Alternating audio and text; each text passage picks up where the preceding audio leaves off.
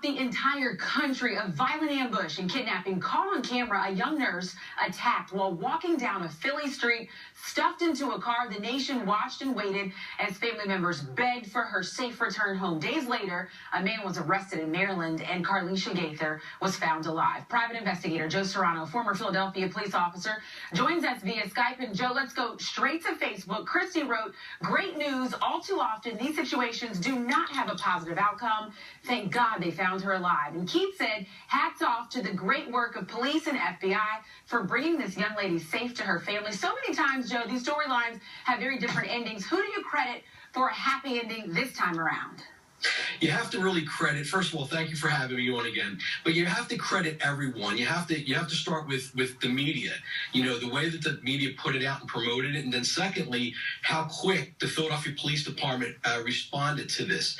They didn't overlook any details from the moment of the first phone call to the officer that responded and saw the glass on the ground, the phone, something obviously happened, and they just jumped into action. And a lot of credit should go to the Philadelphia Police Department for getting the ball rolling. And so often when things like this happen, the alerts are put out. My question to you, Joe. Police had him on camera. He was at the ATM. He was caught on camera during the street attack. He was in a supermarket.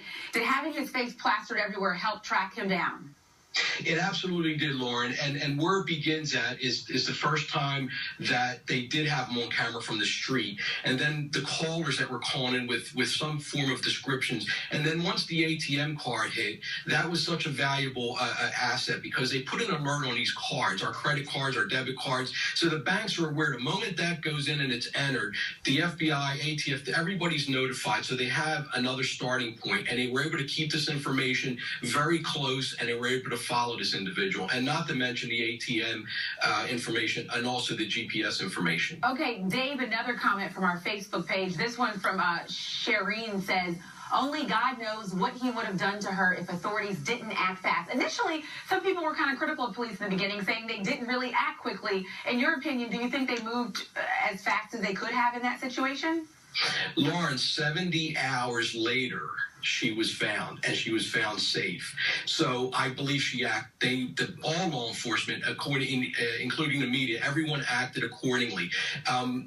People have a perception that police departments have an oversight, this global, camera that watches everyone and everybody move about, but that's not what happened here. It's a progression, and it processed rather quickly, 70 hours, and that's what we have to keep focused on. They responded very quickly. Good point. Okay, we got a lot of comments about this guy's rap sheet. Crystal said the justice system failed everyone on this. After his violent history against women in general, he should have never been released. And Diane goes on to say, why wasn't he in jail doing his time from previous charges? This guy should have never been out on the streets. What's wrong with our systems? So do you think someone's going to have to answer to this? I would like someone to answer to this, and unfortunately, it's not the police department's fault. They've done their due diligence because of his rap sheet. This is all the times he was arrested. So where do we go from here? You have the system, you have the court system that has proven time over time has failed us. Failed us as citizens, failed us as a judicial network that we're supposed to keep people like this in. People are let go early. You got parole problems. You have overloaded in the court system. We always hear about the correctional facilities are always overloaded. So they make these decisions, and unfortunately, when they do come back out, they don't come back into society as productive citizens. Sad, sad, sad. But we are so happy for this happy ending that happened with this situation. Joe, thank you so much. Absolutely, Laura. Thanks again for having me. All right, Karen. Your news right now, an Army veteran paralyzed while serving in Afghanistan.